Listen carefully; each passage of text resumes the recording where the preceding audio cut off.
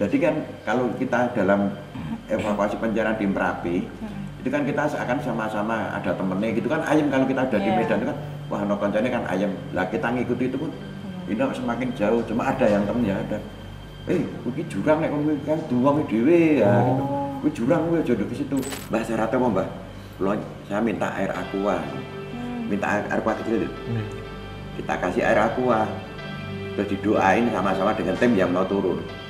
Terus habis itu coba ditaruh di sana, dituang sana. Tuang gitu langsung nungul di bawah perahu apa itu. Itu benar-benar kejadian tuh. Oh, naik itu ya. Padahal kita udah narinya udah berkali-kali nggak ketemu. Instan langsung keluar. Langsung keluar. Di bawah perahunya kita itu.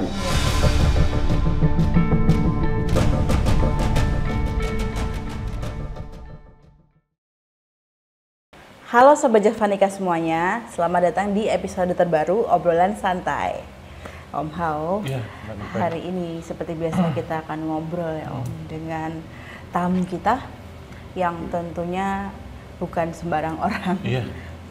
Nah kali ini kita mendatangkan seorang tim SAR dan beliau ini dalam tugasnya memang beberapa kali mengalami pengalaman mistis. Itu nanti diantaranya ada yang ketika penyelamatan di Sungai Opak, ada di Gunung Merapi, sama di Pantai Parangtritis. Pantai Selatan. Ya, Pantai Selatan itu. Nah mungkin ini juga karena beberapa minggu kemarin lagi gencarnya ada penyelamatan seorang korban ya di gunung. Nah mungkin teman-teman juga ada banyak pertanyaan nih, gimana sih sebenarnya cara penyelamatan itu. Jadi hari ini kita nggak cuma akan ngobrol tentang pengalaman mistisnya, tapi juga kita akan mengulik nih gimana sih tim SAR itu metode bekerjanya. Betul. Nah ini kita langsung saja ya, kita sambut Pak Bondan. Selamat datang Pak. Selamat datang. Perkenalkan, nama saya Bondan Supriyanto.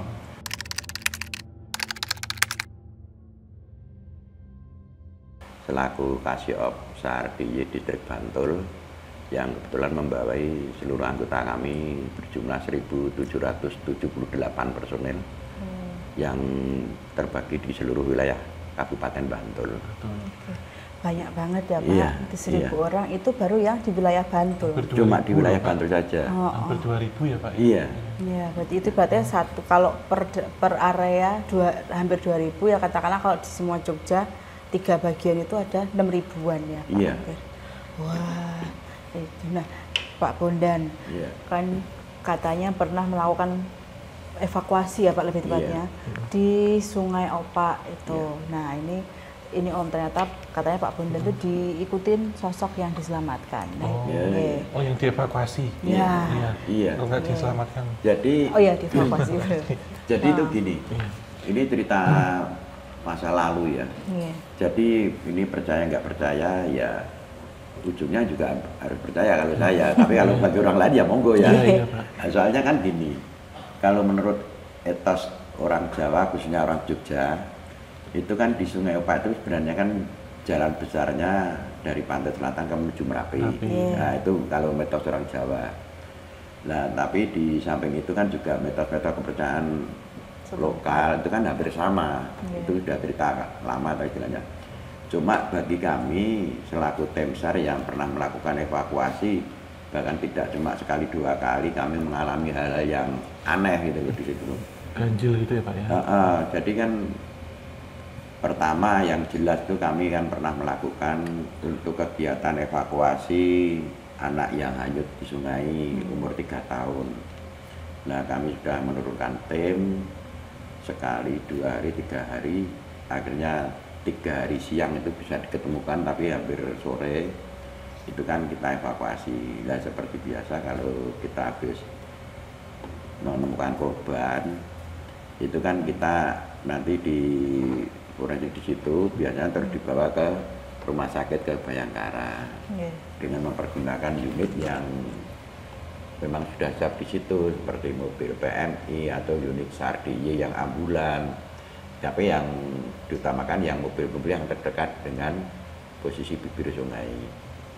Nah waktu itu kebetulan pas yang kita ketemukan tuh kita bawa pakai unit mobil kami yang namanya mobil SAR ambulan SAR DIY yang kita kasih nama Gajoren. Kan ngetren toh, masalahnya kan ada beberapa mobil itu kan kalau yang punya pemadam kan Gajah Merah. Lah kita kan punya ciri khas yang mobil Sardi itu kan hubungan itu besar, mobil elep. Nah kita kasih nama Gajah Oren. Nah itu kan kita bawa ke rumah sakit. Terus untuk jasa tadi kan dibawa pulang ke pihak keluarga, minta tolong sekalian dengan mobil kami juga. Nah setelah itu singkat cerita kan kita sudah serah terima dengan pihak keluarga kan ciri khas. Pokoknya kita itu kalau sudah menemukan korban, kan kita harus serah terima dari pihak keluarga korban. Kelek kita berusaha membantu dan menemukan korban itu kondisi seperti ini. Kami mohon maaf tidak bisa sampai apa yang seperti diharapkan. Pokoknya ketemunya seperti ini. Kita serahkan ke pihak keluarga. Dari pihak keluarga juga sudah menerima. Nah singkat cerita kan terus obsar itu kita tutup. Nah setelah kita tutup kan kita masih pulang masing-masing. Lah yang kejadian aneh itu gini Mbak, kenapa ya setelah kita duduk di rumah kan kondisi badan capek biasa istri, terus kita duduk di depan dibikinkan minum sama istri, kadang ya kopi, duduk sendiri gitu. Tahu-tahu tuh ada seumuran anak yang diketemukan itu datang ke rumah. Umur 3 tahun gitu Pak? Jadi setelah ada kita evakuasi korban, itu kok sering terjadi seperti itu. Jadi pas waktu kita itu ya saya pikir cuma anak saya atau cucu saya gitu yang kebetulan dari luar atau mau masuk ke rumah itu kan. Tapi kok itu enggak, anak cucu saya di dalam. Loh, itu anak cilik itu siapa tuh, anak kecil tadi itu yang kesini gitu. Itu tidak sekali 2 kali, itu sampai 3 kali seperti itu. Habis maghrib atau kamu habis adzan maghrib, pokoknya sebelum isya itu dia datang tuh sebelum isya. Terakhirnya kan saya juga bingung juga. Saya tanyakan ke teman-teman senior saya, namanya Mas Satrol, Kang, ini bahasa Jawa ya, Kang, iki kok setiap sore mbokku diparani ngene iki ya. Terus Mas Satrol itu menjawabnya, enggak apa-apa. Itu jin kori atau apanya saya juga nggak paham. Itu datang itu cuma mau mengucapkan terima kasih kalau sudah diketemukan. Kalau dia bisa ngomong, dia ngomong matur nuwun gitu. Terus akhirnya saya juga agak takut juga Mbak, masalahnya kan baru awal-awalnya seperti itu kok, kejadian kok seperti ini gitu. Itu yang anak kecil. Terus yang di berikutnya setiap habis menemukan kok seperti itu gitu loh. Terus akhirnya kan dengan terbiasanya seperti itu kan sudah nggak kita anggap lah. Cuma ini kan bagi ini kan pengalaman kami. Kadang kita ngobrol sharing dengan teman-teman. Gila kejadian kali ini kayak gini. Pak, podo ya Pak, juga ketemu ya Pak. Nah, seperti itu, jadi tidak cuma saya sendiri.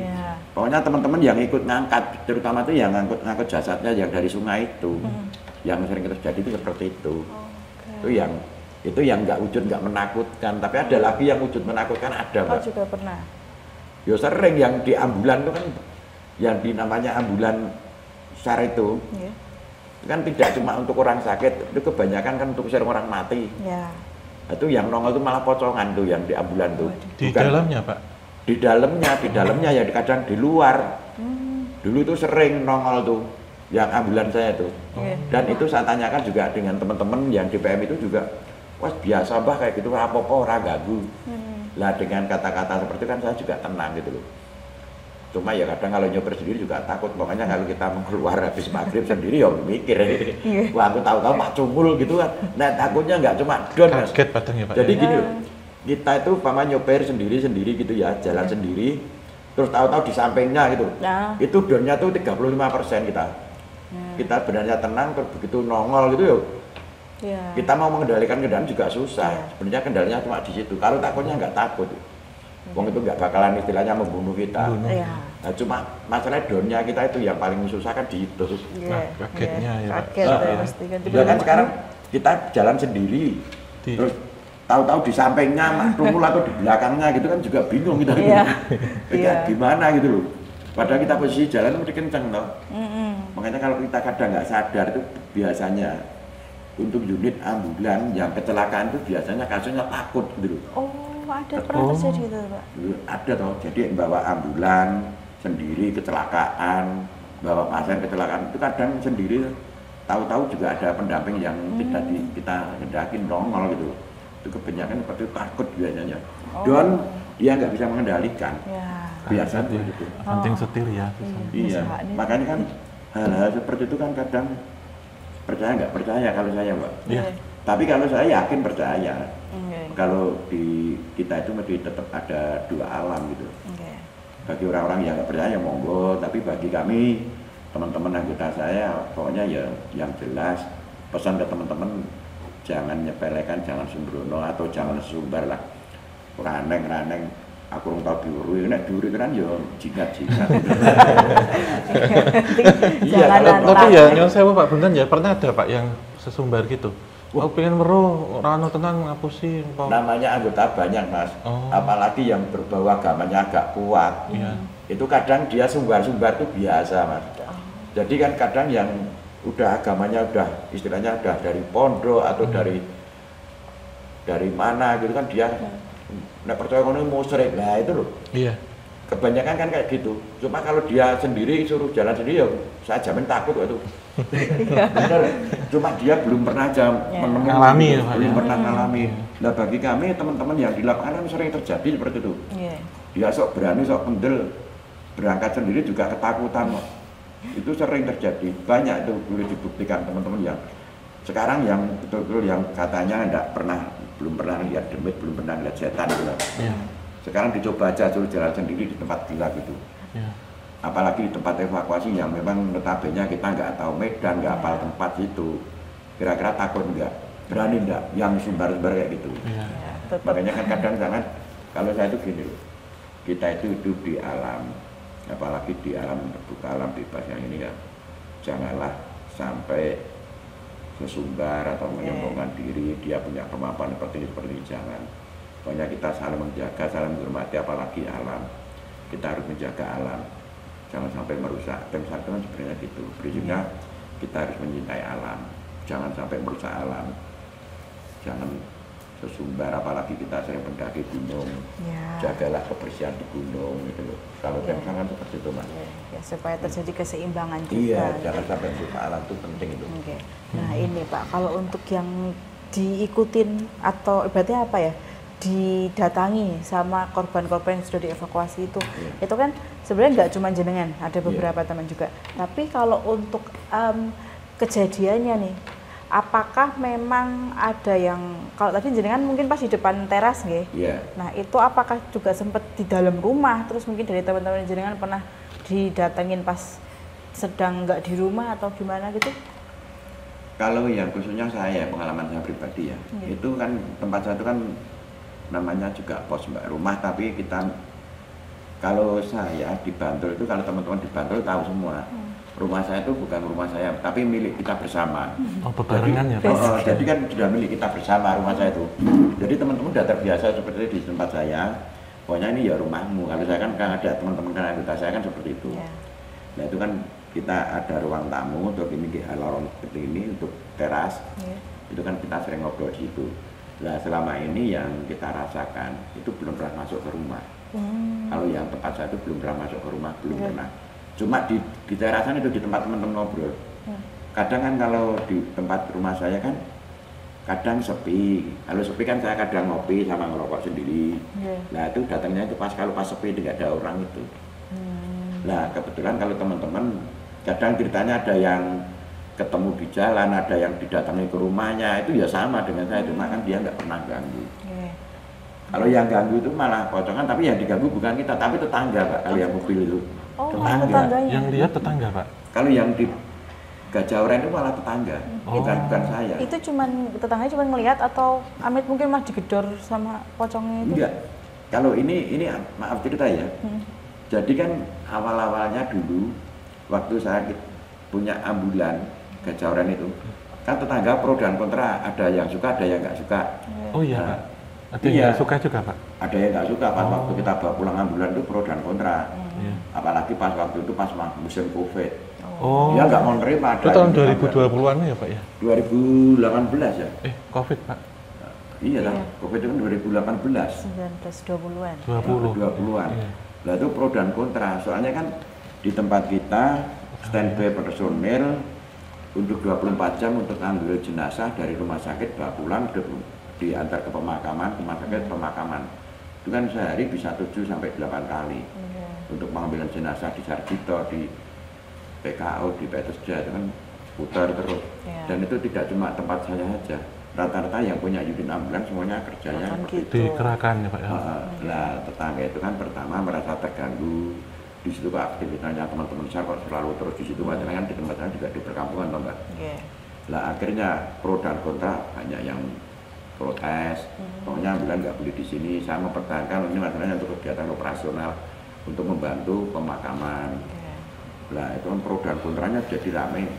Lah setelah jadi ramainya itu yang di unit ambulan pocongannya itu keluar di tempatnya Pak RT Lin 1 minggu nggak pergi-pergi. 20 selama 24 jam atau cuman kayak jadi maghrib sampai mau isya.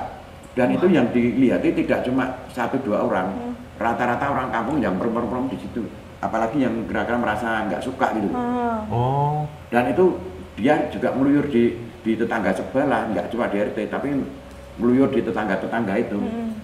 Terus akhirnya kan ada yang tahu, Pak Bundan, itu pocongannya gue ambulan muncul metu neng kono lho. Alah gue gawe-gawe kan saya untuk seolah-olah ya, untuk menghilangkan kan. Nah, itu kan cuma, tapi kan kita tahu kalau yang didatangi itu orang yang bermasalah dengan ambulan saya. Yang menolak itu ya Pak ya. Dan itu istimewanya lagi gini, orang-orang yang menolak. Nah, habis itu kan dia sakit. Kita bawa ke rumah sakit, pulangnya di jasad meninggal. Ya pakai itu Pak. Gajah itu. Pakai gajah. Berarti kayak kalau cuma sekali 2 kali saya belum percaya, belum yakin. Kalau sampai kali ya Pak. Lebih.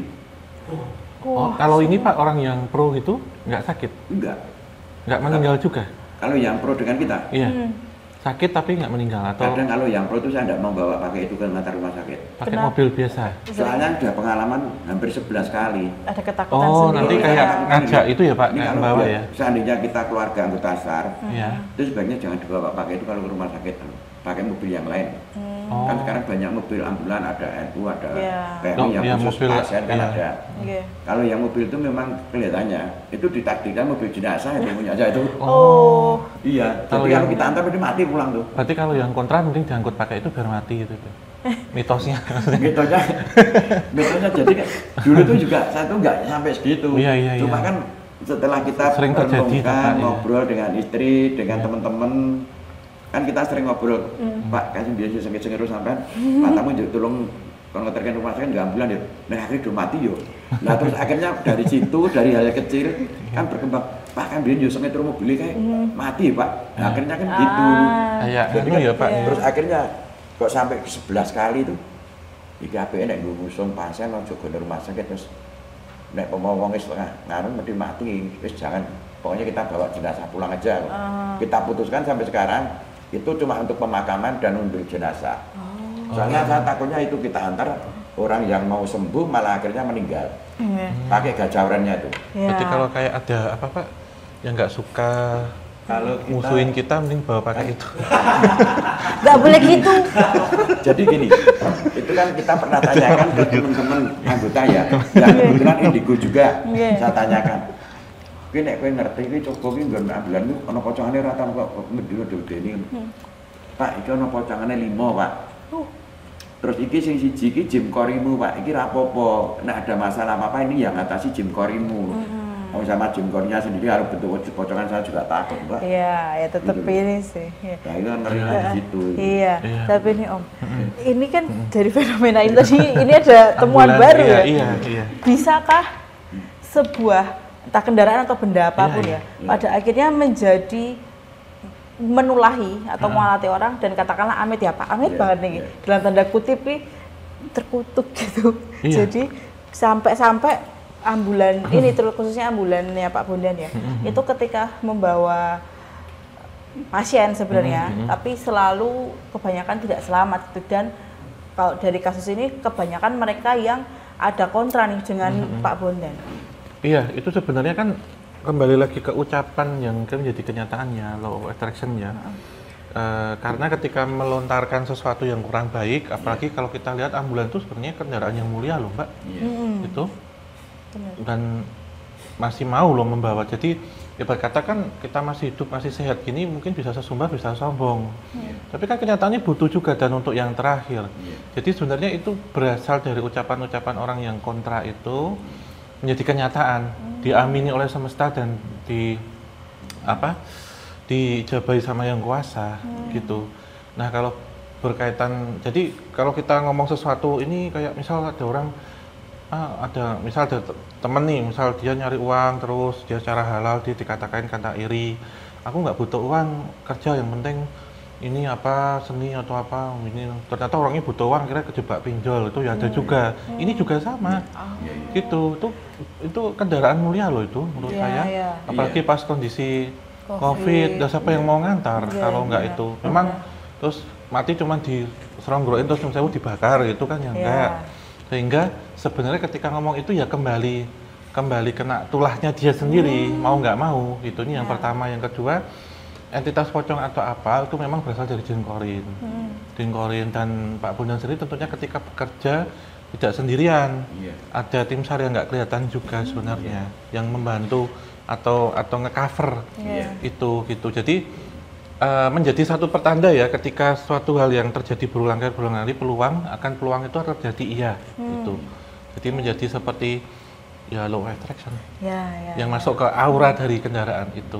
Dan dia ibarat kata kayak keranda.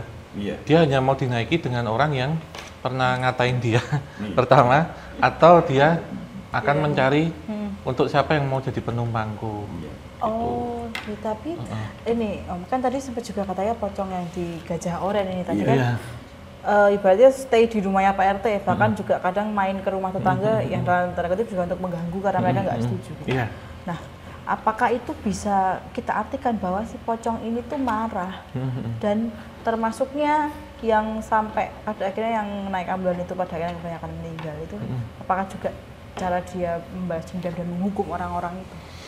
Sebenarnya pocong itu ya saya sebutkan itu akumulasi dari beberapa yang ada di situ yang sebenarnya mereka sangat mengucapkan terima kasih ketika ada kendaraan itu. Nah, mereka sebenarnya tidak marah tetapi ingin menyampaikan bahwa biar ada di situ karena kondisi lagi kayak gini. Kalau nggak ada ambulans siapa yang mau ngantar untuk kedepannya? Ya kalau kalian nggak percaya nanti kalian akan naik ini kok gitu. Jadi didatangi itu kayak apa ya? Warning. Diingatkan, iya. Begitu. Dan itu di Gajah Oren itu yang kebetulan yang bisa komunikasi Mbak itu sama istri saya. Dia tahu, dia bisa komunikasi kalau dia marah atau dia kesel, itu istri saya ngomong. Mak itu mobilnya dicuci, mama kita kan habis antar jenazah atau ambil jenazah mobilnya nggak dicuci. Yang diajak komunikasi istri saya. Dia tuh yang bisa nyeratein lah orang Jawa itu kalau ngomong dia yang tahu gitu. Kalau dia ada apa-apa dia tahu istri saya itu. Itu kelebihan istri saya kan seperti itu. Entah itu indigo atau apa, tapi kenyataannya bisa komunikasi dengan itu dari awal datang dia yang bisa komunikasi.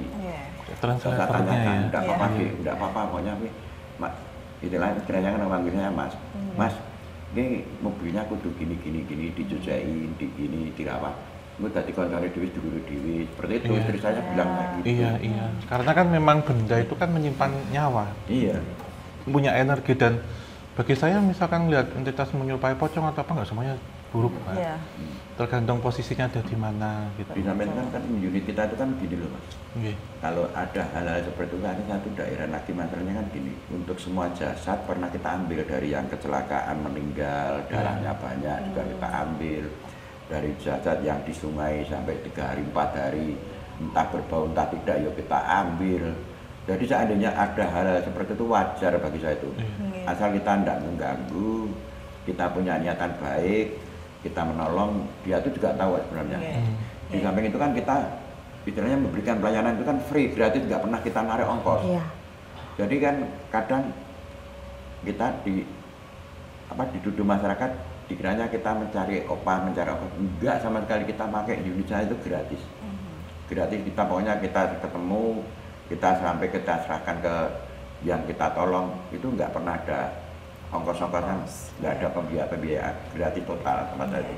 Untuk yang khususnya dari Sakti, kita itu pembiayaan terang hubungan anggota saya banyak, ya kita cuma tarian bersama-sama, urunan gitu. kan memang ya untuk pelayanan masyarakat iya, ya, kita memang tarikan gitu. Ada beberapa yang mungkin salah mengartikan Iya. gitu. Tapi ini tapi kalau dari Pak Bondan dan tim sendiri saya sudah kalau secara ini sudah mengiakan resikonya ya bahwa kalau bekerja sebagai tim SAR pun ada berdampingan juga dengan makhluk-makhluk yang tidak kasat mata itu. Nah, ini Pak, ini sekarang kita berpindah ke evakuasi di Gunung Merapi nih. Itu boleh diceritakan dulu kronologinya seperti apa? Jadi coba kita mengungkap yang sudah lama ya Mbak, 2010-2011 erupsi Merapi yang awal-awalnya. Jadi itu kan kejadian di erupsi Merapi kan banyak dulu sebelum terjadi erupsi kan terjadi kan di sekitar kanan kiri kan perkampungan biasa yang subur lah istilahnya. Nah setelah dengan adanya erupsi kan ada beberapa wilayah kampung yang memang hancur luluh lantak, dan total seperti kampung-kampung di sana itu banyak yang hilang terbakar. Lah awalnya kan juga dari teman-teman kita tim SAR termasuk para senior-senior kita Pak Broto Seno, terus Cak Nun, terus Pak Nandi itu kan yang awal mulanya datang naik ke sana untuk melakukan, kita kan cuma manut perintah dari beliau. Kalau beliau suruh naik ya kita naik, kalau enggak. Masalahnya kan beliau merintahkannya itu dia mesti sudah naik dulu gitu. Sudah survei dulu kira-kira tim gue berani naik atau enggak. Seperti Cak Nun dan BS terus sama Pak Nandi itu mesti sudah naik dulu. Di sini banyak korban. Nah setelah dia naik, dia ngabari pakai radio, kita kan juga nusul naik. Kira-kira berani tidak naik. Lah kita ya kalau pimpinan naik berarti berani, anggota ya harus berani. Lah naiknya di titik mana, dia memanggil tadi di mana. Kalau di area Gunung Merapi blank itu kan istilahnya yang tadinya kampung ini kita datang kan hilang semua kampung itu. Betul. Kita juga bingung. Ya. Kita mau nyari, Mandani mau ngomong sekolah ngendi, dari mana, Kinarjo yang mana, Umbularjo yang mana, yang di Pelangon yang mana kan hilang gitu. Akhirnya kan kita cuma secara awam kan cari jalan yang kira-kira aman, yang udah nggak panas. Nah kadang dalam pencarian itu kita datang itu kan juga posisi malam. Cuma kalau di sana malamnya kalau pas erupsi loh Mbak, ini zaman erupsi loh ya. Malam tuh nggak gelap di sana tuh. Jarak 50 meter masih lihat remang-remang orang. 50 meter kayak terang bulan itu. Nggak gelap, biarpun nggak ada bulan. Cuma kan hamparan pasir putih, debu itu kelihatan di sana ada orang jalan, di sana ada orang gitu ya, Pak, ya? Kelihatan. Berarti bukan yang gulitang atau enggak. Kalau bayangan orang-orang kan kalau habis itu kalau malam kan peteng, gelap itu enggak di sana tuh. Jadi tetap ada hamparan kayak ada rembulan itu. Kelihatan. Padang bulan itu ya, Pak ya? Nah, waktu itu yang agak aneh nih ya. Kan di sana pas waktu kita jalan evakuasi kan beberapa seru yang kita naikkan, kita ikut perintah-perintah dari senior. Itu kan setiap berangkat satu seru itu 11 orang. Itu dia punya kemampuan masak, ada yang punya kemampuan medis, ada yang kemampuan evakuasi, kan satu itu udah lengkap gitu ya. Kemampuannya masing-masing. Kita berangkat satu seru, terus kita berangkat satu seru lagi. Lah di pertengahan jalan tuh di sana juga ada kerumunan orang. Dikira juga teman-teman evakuasi. Lah kita ngikut ke sana. Iki koncari dhewe doneng kono. Ikut. Kita ngejar ke sana. Loh. Ini parah kok semakin menjauh atau dicelok meneng wae. Kita kejar. Di samping itu kan banyak teriakan-teriakan yang minta tolong itu, Mbak. Yang kita membingungkan atau menyebabkan kita keder. Itu orang-orang yang minta tolong di kanan kiri kita. Orangnya yang minta tolong dekat sekali tapi nggak kelihatan orangnya di mana. Yang nangis juga banyak. Itulah hal yang itu yang di Merapi. 2010, 2011 itu kejadiannya seperti itu. Makanya kan banyak desa-desa yang hancur. Nah, cuma bekas-bekas rumah yang terbakar itu kan masih kelihatan. Bekas-bekas rumah, di situ ada orang nangis, ada yang minta tolong kan biasa. Kita datang situ udah luluh lantak. Kalau kena erupsi Merapi kan udah ada sisa ya, Pak, ya? Cuma tinggal batu-batunya yang tersisa itu cuma batu-batunya. Kalau atap kadang terbakar dan putus gitu. Di dalamnya ada yang nangis itu biasa. Oh, di dalam rumah bangunannya? Di dalam rumah itu ada, di dalam bangunan ada yang minta tolong, ada yang minta nangis itu biasa. Dan kondisinya ini ya Pak, rata ya? Rata. Iya. Tertimbun apa? Material vulkanik. Material debu-debu itu. Tapi ini Pak, misalnya kalau pas itu jenengan gimana sama tim membedakan yang minta tolong itu atau yang menangis itu hanya dari residual energi atau memori yang di situ dari korban, atau memang ada korban yang masih tertinggal selamat terus minta tolong? Itu kadang yang kita coba, yang kita cari itu kalau pas waktu posisi malam pencarian itu nggak ditemukan korban. Oh, berarti udah clear gitu Pak, dinyatakan? Belum clear. Oh, belum? Belum clear, cuma itu nggak diketemukan korban. Sama sekali Pak, udah ya, ditelusuri gitu Pak? Dicari-cari, soalnya korban itu kebanyakan tertimbun, banyak yang tertimbun. Material ya? Jadi biarpun nggak dalam, cuma kadang cuma sebatas paruh badan tapi tertimbun. Pas posisi tengkulap atau kan, nggak tertimbun full, nggak. Dia kelihatan kalau itu ada orang yang tertimbun pasir kanan kiri itu. Kalau itu nggak ada ketemu kalau pagi. Iya, oh paginya. Kalau malam nggak. Sama sekali Pak. Banyak di situ, banyak tangisan minta tolong di sekitar situ gitu. Oh. Lah kita kan kalau berangkat satu seru kan 11 orang itu ya. Ya kan kita kalau kejadian seperti itu kan kita tetap koordinasi sama seru. Ngomong debat wis rasa dulu sih, pindah kon. Kan koncone dhewe ning kono lah, kadang kita kelihatan ada teman rombongan, teman kita itu juga sering kejadian seperti itu. Menyerupai ya Pak ya? Menyerupai. Wujudnya itu tetap wujud orang Mas. Ini nyuwun sewu nggih pakai seragam Pak. Misalnya yang temennya. Kalau jauh kan kita nggak bisa melihat. Oh, orang gitu ya Pak ya? Nggak bisa melihat warna. Kalau malam, ya. Kita kan evakuasi dikasih sampai jam 10 sampai 9 malam. Maksimal ya? Maksimal. Nah dia kalau jarak jauh kan cuma remang-remang wujud orang, nggak itu seragam apa itu kan, ya kelihatan. Iya. Kita kalau pakai senternya juga terbatas, banyak kan masih kabut-kabut abu tuh. Iya. Pakai senternya terkabut. Nggak kelihatan ini anggota tim atau bukan, nggak kelihatan. Itu sering terjadi kayak gitu. Ya. Tetapi Pak Sing pas jenengan tadi sama tim mencoba mengikuti yang gerombolan tadi ya, itu kan katanya semakin menjauh dan nggak nyampe itu. Iya. Tapi sebenarnya posisi mereka pas jenengan lihat, mereka juga lagi jalan atau sebenarnya kayak diem berkerumun? Dia juga jalan, seakan-akan dia kayak tim kita gitu, seakan-akan juga tim SAR. Tapi kan tim SAR itu kan tidak cuma tim SAR DIY, ada tim dari Basarnas, ada dari Kopassus, ada dari relawan gitu loh Pak. Jadi kan kalau kita dalam evakuasi pencarian di Merapi, itu kan kita seakan sama-sama ada temennya gitu kan, ayam kalau kita ada di Medan itu kan, wah no koncone kan ayam. Lah kita ngikuti itu pun, ini semakin jauh, cuma ada yang temen ya ada. Ini jurang nek kan duwange dhewe ya. Kuwi jurang kuwi aja ke situ.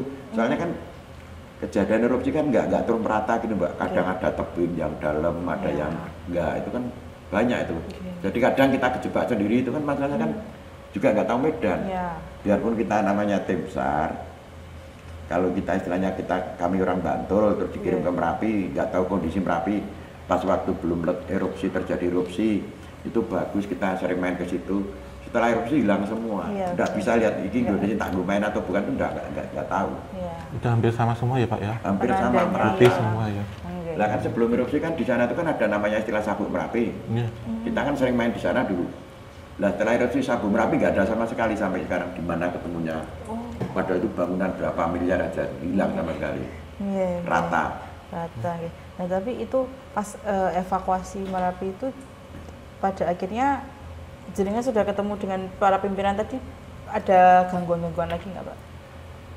Kalau gangguan-gangguan ya cuma seperti itu Mbak yang kita sampaikan. Jadi gangguan-gangguan itu ya cuma hal-hal yang istilahnya minta tolong, atau kita yang kasarnya kalau ke teman-teman namanya lelembut, ya gitu. Kalau di Merapi itu lelembut makhluk halus lah. Itu yang kadang membawa kita, mengajak kita, malah justru menyasarkan kita. Kalau kita nggak waspada itu seperti itu. Malah nyesatin kita gitu loh. Ya mungkin di sana tuh nganu Mas, arwah-arwah yang gentayangan loh ya. Sebelumnya ya Pak ya. Arwah-arwah yang gentayangan, yang istilahnya yang kena erupsi kemarin itu, dia mau cari teman atau bisa tuh bisa mungkin ya. Tapi berarti tetap dimanapun itu ya ada kemungkinan bahwa entah itu korin atau jin yang di sekitar tetap akan ngajak orang untuk bergabung ke dunia mereka. Iya, mungkin juga bisa, kan korin kalau kita sudah dapat ilmu pancer itu kan ada yang baik yang buruk. Ini mungkin yang negatif. Seolah ngajak atau menyesatkan. Tapi kan gini ya Pak, kalau itu kan material ya, kan ada beberapa yang tidak bisa dievakuasi karena sudah terlalu dalam atau terlalu panas, kemudian jasadnya hancur sampai hari ini ya Pak ya. Itu juga mungkin memberikan satu sinyalemen atau pertanda bahwa lokasi mereka di situ. Tapi ini cukup didoakan saja tuh, nggak bisa dievakuasi atau udah ketutup batu dan macam-macam. bisa jadi ngajak itu juga bisa kalau yang negatif. Ya. Bisa jadi ditunggangi, jadi kayak mungkin gampangannya kita sebutnya ya awal penasaran itu. Yang belum terima dengan kematiannya itu juga bisa. Dan menyerupakan akhirnya gitu. Berarti ini ya, maksudnya ada dua kemungkinan ya Om, antara yang memang kori negatif tadi atau memang korban-korban yang tidak bisa dievakuasi dan mereka menunjukkan eksistensi aja dan ya sekedar minta doa, titiknya tuh mereka sebenarnya di sini. Di sini, iya. Gitu. Terus ini juga sih Pak Nyong Sewu, saya ada pertanyaan, misalkan dari anggota yang gugur Pak itu ketika evakuasi itu juga ada Pak, misal entah itu di air atau di gunung atau di apa? Kalau di tim SAR DI sendiri, selama kita melakukan kegiatan OPSAR itu belum pernah ada yang gugur di lokasi. Belum pernah. Kecuali kalau dia memang sudah waktunya meninggal dalam arti tidak dalam posisi tugas, ya memang banyak. Kalau posisi waktu kita melakukan kegiatan evakuasi maupun kegiatan-kegiatan kemanusiaan itu kelihatannya kalau di tim SAR sendiri belum pernah ada yang gugur selama ini. Alhamdulillah. Masih aman-aman saja. Makanya kan waktu COVID-19 itu kan kita yang paling bandel dari Bantul itu. Itu tanpa APD, tanpa apa-apa, kita coba 20 orang kita pekerjakan untuk ambil jenazah di Sarjito di rumah sakit tanpa APD. Jadi masker aja Pak? Masker kadang pakai, kadang enggak. Itu kenyataannya juga aman-aman saja, enggak ada yang gugur. Padahal itu kan beritanya mengerikan loh. Tapi kenyataannya aman-aman saja. Kami masih ada foto, video, bukti semuanya kami kegiatan pas waktu melakukan evakuasi, melakukan ambil jenazah, pemakaman nggak pakai perlengkapan APD, masih aman sampai sekarang. Ya cuma yakin aja kita. Keyakinan saya gini Pak, kita seringkali mengambil jenazah di sungai atau di tempat rumah kosong yang sudah meninggal 3 hari 4 hari. Baunya nggak karuan, sudah nggak tertahan lagi. Sudah infeksius ya Pak. Dan itu sudah banyak bakteri. Kita ngambil biasa aja nggak masalah. Apalagi itu orang meninggal COVID kan meninggalnya cuma di rumah sakit beberapa hari sebelumnya, beberapa jam lah kita ambil. Nah dengan keyakinan saya itu teman-teman saya kasih seperti itu dia mau menerima. Cuma dari teman-teman yang lain kan kadang protes ke saya. Tapi yo kenyataannya sampai sekarang aman, tidak ada masalah. Itu saya masih punya video, punya foto, dokumen-dokumen pas waktu kejadian itu masih ada semua. Kita simpen. Kalau yang evakuasi itu kan kayak maaf ya sudah beberapa hari itu mungkin kan ini ya sudah infeksius banget ya. Mungkin ada kekebalan dalam tubuh yang terlatih ya Pak. Logikanya bisa gitu. Jadi gini, kalau kita ada orang yang meninggal 3 hari baru ditemukan di kamar itu, kan jarak biasanya 50 meter itu kan kita mencium bau. Lah kita masuk seberapa jauhnya mencium itu kita berhenti, kita atur napas dulu, kita nyerot 3 kali baru dilepas. Nanti kalau sudah tahan masuk lagi beberapa langkah, sedot lagi baru dilepas sampai nanti kita ambil. Kalau kita langsung masuk saya jamin itu muntah. Nggak ketahui. Pakai masker nggak Pak? Nggak? Pakai masker boleh, nggak pakai masker boleh. Kalau tapi sarung tangan yang penting pakai. Pakai. Kalau sarung tangan pakai, terus biasanya kan kita juga untuk keamanan juga pakai masker. Nah itu cuma untuk menyesuaikan biar bau itu biar menyatu dengan kita. Itu sistemnya caranya seperti itu. Kalau teman-teman kita kasih tahu seperti itu. Tekniknya ada ya. Triknya. Jangan langsung masuk. Kalau masuk dia nggak mau makan. Makanya ada triknya tuh kalau ngambil seperti itu. Biar aman dan nyaman juga. Nah ini Pak, kita balik lagi ke evakuasi tentang gunung. Tadi kan kalau Merapi pas erupsi, tapi jenengan sama tim pernah mengevakuasi di gunung yang kasus orang jatuh gitu, pernah betul? Kalau saya evakuasinya yang Mas Ferry itu, almarhum Ferry. Cuma itu kan saya nggak boleh dinaik, saya cuma di bawah harus mendampingi. Sebenarnya itu kan gini, kasus Ferry itu kita memperkerjakan dan memberdayakan beberapa tim ahli, juga tim paranormal.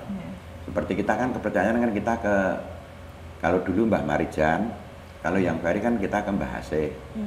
Nah itu kan kepercayaan kita kan tetap sama Mbak Haseh, dan itu dari tim yang evakuasi dengan tim asesmen dengan tim anu kan kita koordinasi terus.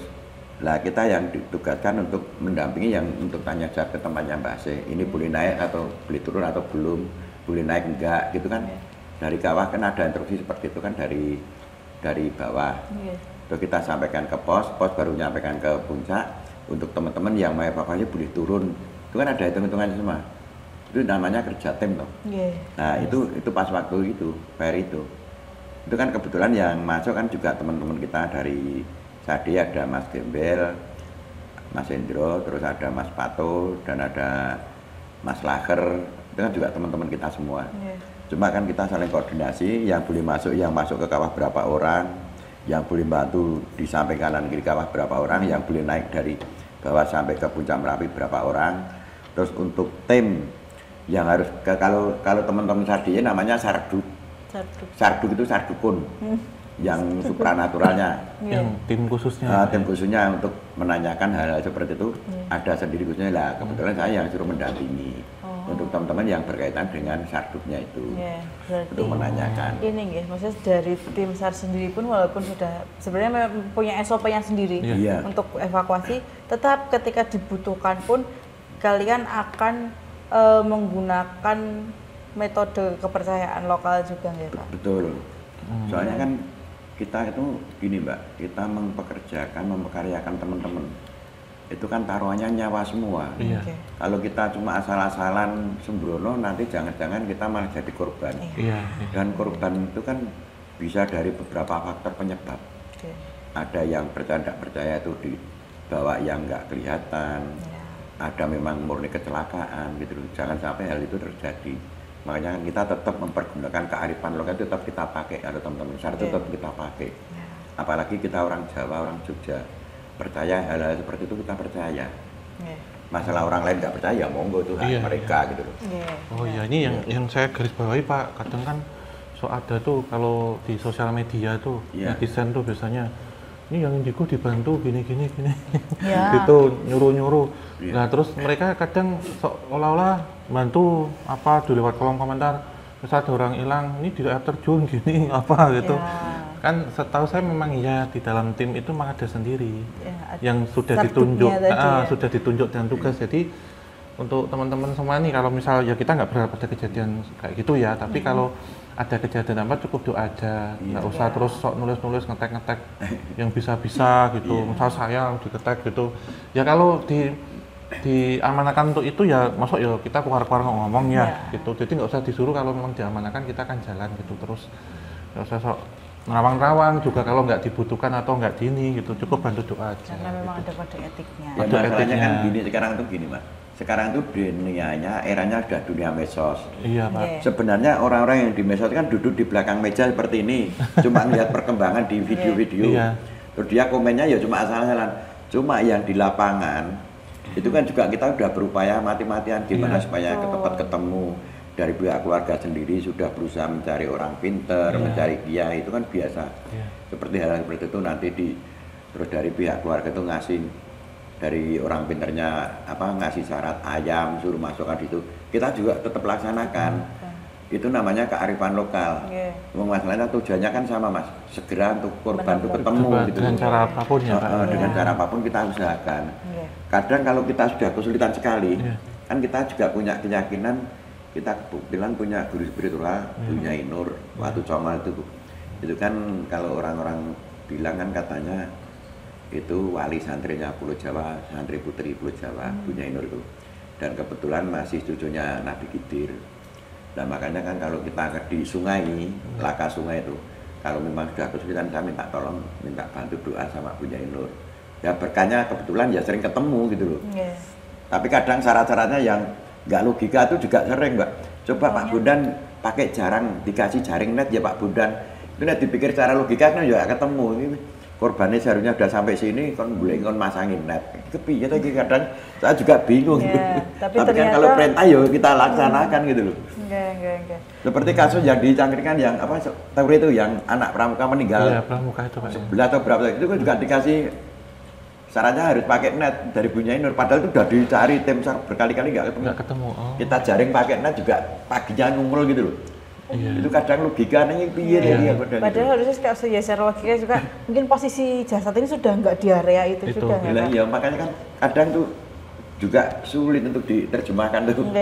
Itu ya kadang juga gitu. Ini kecelakaan dikait-kaitkan sama mistis ya, kita harus cerdas mikirnya kearifan lokal itu tadi. Benar. Apalagi di Jogja dan di Jawa terutama, bukan dikaitkan dengan mistis, tapi memang ada kearifan lokal. Apakah kejadian ini mungkin melanggar hukum adat yang ada di situ, kan semuanya bisa terjadi ya Pak ya. Nah yang kemarin yang terakhir yang di Sungai Opak ini, yang orang tenggelam. Kita tuh udah mencari putar udah turun naik nggak ketemu. Nyelam barang gitu Pak? Ya kalau Pak yang akhir-akhir ini. Terus akhirnya dari teman-teman yang lokal di situ ngomong ke saya, Pak Bundan, ini njaluk donga ngene Mbah Kaum gimana? Ya ora apa-apa nek pomo krasa donga ora apa-apa. Nek Mbah Kaum pengen ketemu sampean Pak Bundan, boleh aku. Terus Mbah Kaumnya ketemu ke saya. Mbah syarat apa Mbah? Saya minta air aqua.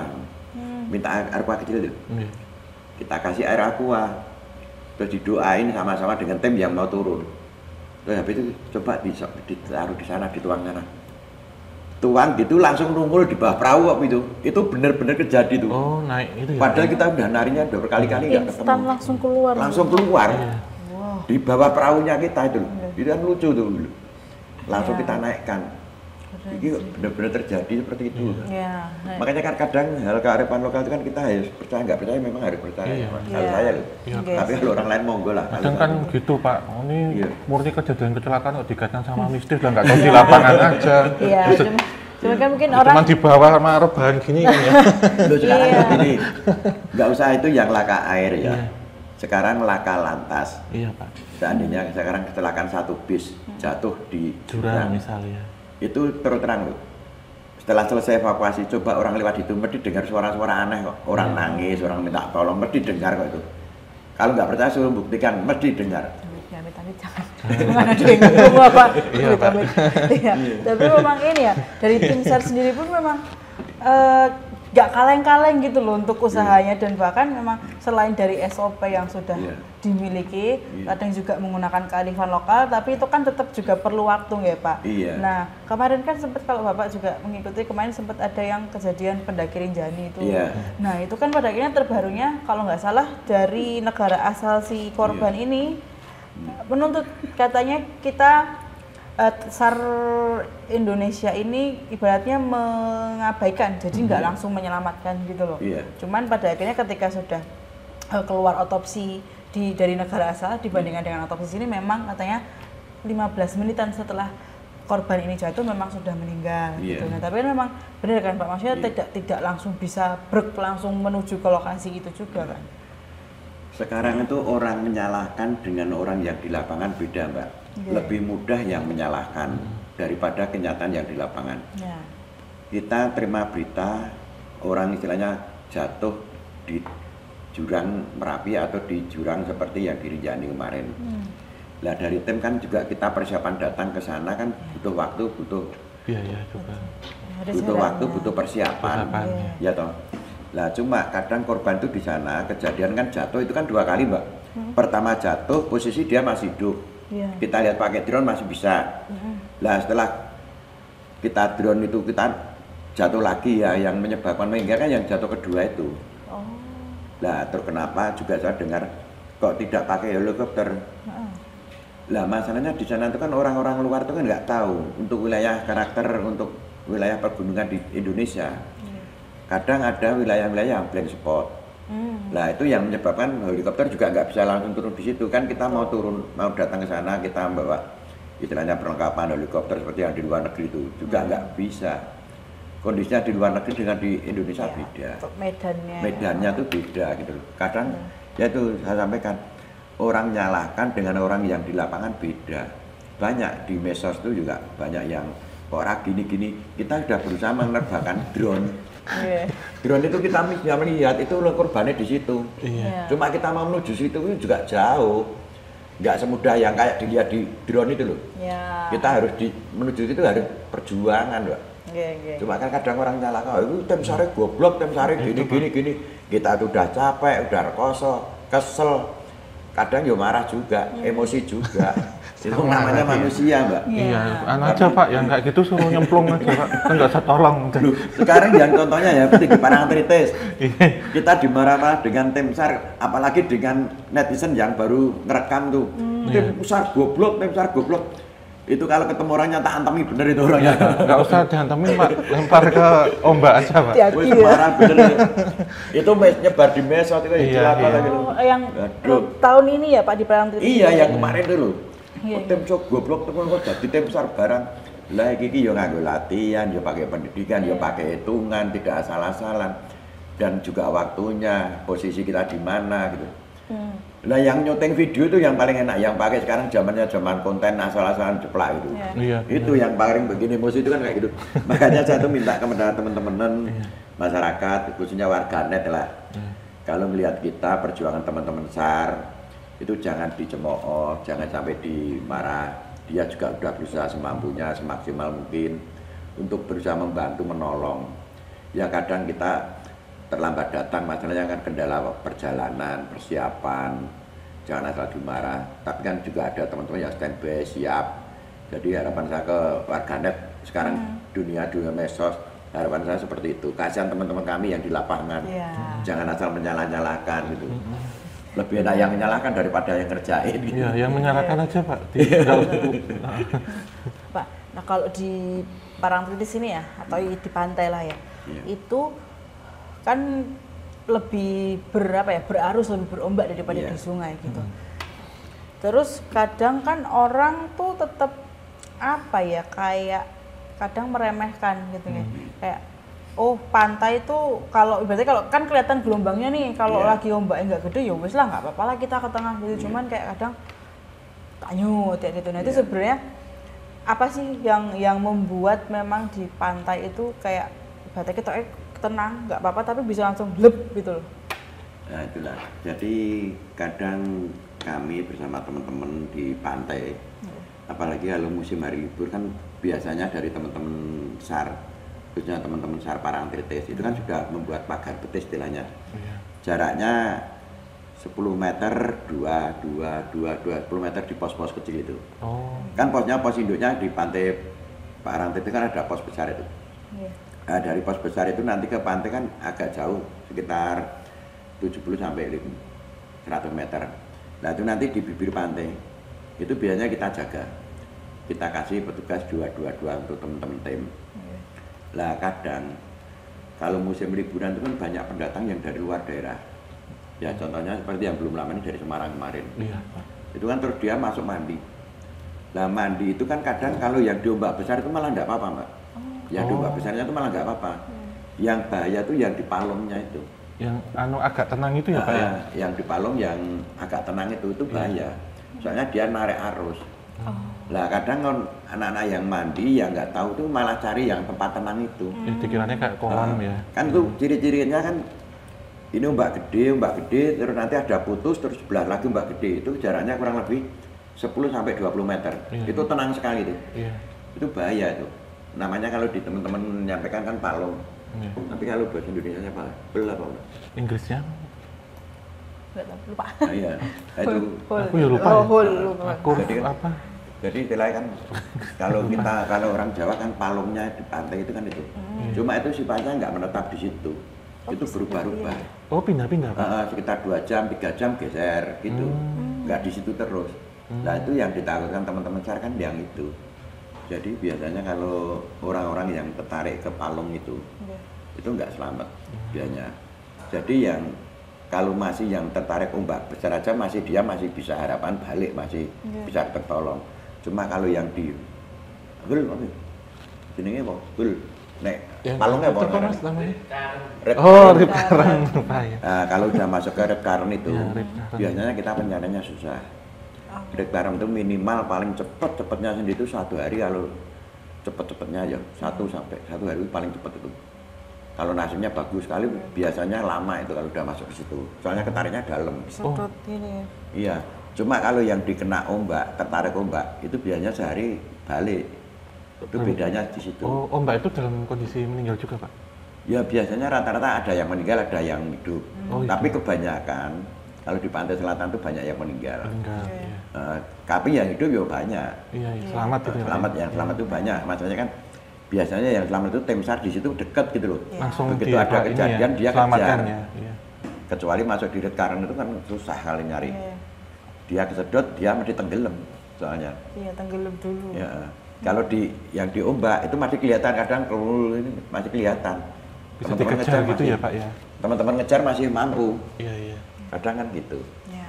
Nah, Cuma kemarin juga, yang minggu kemarin juga selamat, 3 orang itu selamat. Itu udah dihimbau kan, ada tulisannya Pak untuk renang atau apa kok masih? Ada, itu masih sudah ada peringatan. Sering ada terus ada ya, bendera, udah dikasih bendera, tanda merah itu tidak boleh untuk mandi. Ada peringatan, ada tulisan di sepanjang pantai itu kan. Di pantai khususnya Pantai Parangtritis itu sudah ada peringatan dari teman-teman SAR, itu sudah diperingati. Pokoknya dilarang mandi di laut itu sudah ada. Cuma kan namanya pengunjung, orang banyak itu kan kadang beda ininya ya Pak ya. ngeyelnya itu. kadang kan mumpung atau malah kadang nantang gitu kan. Atau kadang ada yang nanti kalau kejadian seperti itu yang disalahkan tim SAR-nya nggak cekatan, itu Pak, gitu kasusnya kan seperti itu. Okay. Banyak yang seperti itu. Padahal kita sudah berusaha jangan sampai ada korban jiwa. Dia datang nanti ke Jogja itu mau wisata, mau seneng-seneng, pulang-pulang tahunya kabar duka nyampe ke rumahnya kan juga nggak enak juga. Betul. Nah maksud saya kan teman-teman itu yang istilahnya para pengunjung entah dimanapun yang datang ke pantai ya hati-hatilah mengikuti dengan instruksi teman-teman SAR yang di Parangtritis maupun di pantai manapun. Kalau memang ada penjaga pantai yo ikutilah penjaga pantai. Kami nggak mencari apa-apa tapi mencari demi keamanan semuanya, jangan sampai ada salah-salahan gitu loh. Benar. Ya. Yang penting kan tetap harus hati-hati dan menaati peraturan yang ada ya. Nah ini termasuk nih ada salah satu peraturan tidak tertulis alias mitos yang sering orang percaya untuk tentang ke pantai. Mari coba kita luruskan ya ini. Kan ada yang bilang bahwa kalau ke pantai itu jangan pakai baju hijau, terutama kalau di Pantai Selatan. Takutnya nanti diambil sama Nyi Roro Kidul, gitu kan. Nah, itu kalau menurut bisa mungkin Om Hao dan juga Pak Bondan silakan kita luruskan ini. Monggo siapa dulu? Nah, Om Hao dulu. Kalau gini, kalau kita lihat mitos secara metafisiknya ya, bahwa warna hijau pupus itu warna kenegaraannya, gitulah gampangnya. Sehingga dikhawatirkan kalau menggunakan baju hijau nanti direkrut, bisa jadi anggota di situ atau jadi kita sebut prajuritnya lah, atau apa tentaranya yang ada di situ. Itu ini yang pertama. Yang kedua, kalau kita lihat dari segi logikanya atau secara fisiknya, bahwa gradasi warna pantai selatan itu kan hijau. Saya juga dapat info dari teman-teman SAR Pak dulu info gitu bahwa nanti takutnya kalau tenggelam amit-amitnya gitu, kalau pakai ageman hijau nanti tidak sama, jadi susah untuk mencarinya. Nyaru ya. Sehingga black box itu pesawat itu warnanya orange kayak seragamnya Bapak. Kenapa? Kalau pas jatuh di laut atau di ini ketemunya cepat karena kan warnanya mencolok. Gitu. Kalau nanti hijau hilang. Jadi black box itu warnanya enggak hitam. Warnanya oranye. Tapi hitam juga black box. Enggak. Ya itu jadi ada hal seperti itu gitu, Mbak gitu. Jadi hampir sama dengan yang disampaikan. Jadi kan logikanya kalau kita main ke pantai kok mempergunakan baju warna hijau, kaos hijau. Lah kalau kebanyakan kan anak-anak remaja itu mandi main-main ke air, baju nggak dilepas. Lah kalau masuk ke air kalau pakai baju hijau, itu kan dia nggak kelihatan, masalahnya laut itu kan ya itu dominannya kan warna biru hijau itu. Lah kan itu orang atau bukan kan nggak kelihatan. Lah makanya kan lah dengan mitos seperti itu kan terus dikaitkan dengan adanya Nyai Roro Kidul seperti itu. Tapi sebenarnya ya itu juga kearifan lokal Mbak. Itu jadi akhirnya kan mau percaya ya monggo, tidak ya monggo, tapi sebaiknya kalau ke pantai jangan mempergunakan baju-baju yang warna hijau maupun gelap gitu. Tapi lebih baik mempergunakan yang baju cerah-cerah terang. Lah kenapa tim SAR kok selalu mempergunakan oranye? Kita kan jarak pandangnya kalau orang kelihatan jauh itu kelihatan Mbak. Tapi kalau pama kita warna hijau lagi di pantai mencari orang, iki tim SAR atau bukan kan nggak ketahuan dulu. Makanya kan sebenarnya kan cuma itu sebenarnya bedanya. Tapi ya namanya orang Jawa kan udah terbiasa, pokoknya jangan ngembari bajunya nyarok itu seperti itu. Iya. Ya, tapi kadang dengan mitos itu kadang lebih manjur untuk menakut-nakuti Iya, orang. iya, Om. iya. Mereka lebih taat Kearifan lokalnya ya. Iya. Oh, berarti sama aja kalau seumpama kayak di sungai atau di gunung pun jangan menggunakan baju yang berwarna senada dengan alam yang kita Iya, kunjungin gitu. iya. Oke. Kecuali kalau mau nyamar Sniper. hijau. Ngepron. Oke. Makanya kalau syarat kan kenapa identik dengan warna oranye? Kita kan di hutan, di sungai, di laut kan kelihatan Mbak, warnanya nyala. Oranye itu kan kelihatan. Ya. Jarak pandangnya kan kelihatan jauh tuh. Kalau lain itu kan nggak kelihatan Iya. warna-warna itu. Bener sih, nggak ada. Maksudnya di alam tuh sangat jarang banget warna Iya. oranye. Iya kayak black box kan makanya Nah. oranye warnanya. Oke deh. Nah, itu tadi ya obrolan kita dengan Pak Bondan. Itu cukup menguak banyak fakta dan juga ada sisi horornya juga, ada juga sisi kemanusiaan dan penyadaran bahwa oh, yang kita cuma lihat dari jarak jauh itu ternyata nggak sesimpel itu kok. Iya. Gitu. Nah, ini sebelum kita tutup ya, Om ya. Pak Bondan ada yang mau disampaikan untuk teman-teman di luar sana? Ya untuk teman-teman khususnya para netizen penonton yang mungkin melihat tayangan saya harapkan janganlah memudahkan menyalahkan teman-teman tim yang baru kerja di lapangan. Banyak teman-teman yang cuma melihat dari belakang meja maupun belakang HP yang lebih menyeleksi lebih mudah. Tapi sebenarnya kami yang di lapangan sudah berusaha semaksimal mungkin untuk berusaha segera menemukan apapun yang kita kerjakan segera bisa selesai. Harapan kami mari kita saling mendoakan, kalau yang tidak bisa di lokasi di lapangan yang terdekat kita saling mendoakan, mudah-mudahan apa yang kita kerjakan cepat selesai gitu Pak. Jadi sharing sebelum sharing nih. Betul. Iya. Oke deh. Terima kasih Pak Bondan. Terima kasih Pak Bondan. Sharingnya hari ini. Sehat-sehat selalu, salam Ya. buat teman-teman tim dan keluarga. Ya, semoga aman juga selalu nih. Aman, aman. Oke, Om Hao silakan ada kata penutup dan silakan di Iya, udah semuanya sih Mbak ya. Nanti tetap dimanapun kita harus bijak menyikapi sesuatu hal, jangan terburu-buru men-sharing atau mengata-ngatain ini paling seringnya. Nanti bisa balik loh nanti. Hati-hati. Karena karma itu ada gitu ya. Oke, kita tutup ya. Terima kasih untuk teman-teman semuanya. Terima kasih untuk Sobat Javanika yang menyaksikan dari awal hingga akhir. Tetap dukung Opsan, tim KTJ dengan cara like, subscribe, dan nyalakan lonceng, share sebanyak mungkin, dan tinggalkan ketik masukan dan saran-saran baik tentunya hanya di kolom komentar. Kita tutup akhir kata. Wassalamualaikum warahmatullahi wabarakatuh. Mugi tansah pinaringan rahayu sagung dumadi. Amin.